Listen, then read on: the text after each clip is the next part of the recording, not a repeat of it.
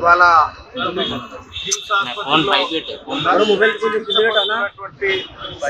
అనేటువంటి అబ్బాయి ఎవరైతే ఉన్నారో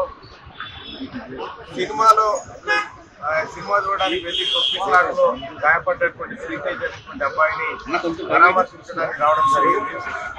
అయితే అబ్బాయి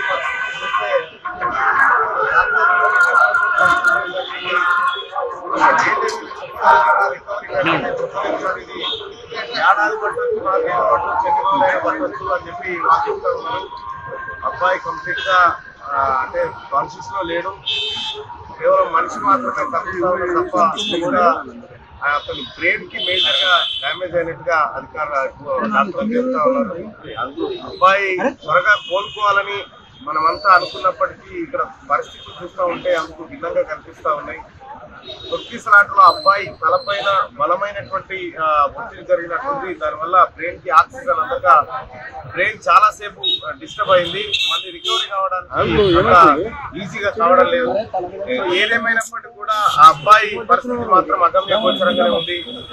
పుష్ప 2 సినిమా జయంగా వీళ్ళ కుటుంబం అంతా చిన్నాభిన్నం అయిపోయింది.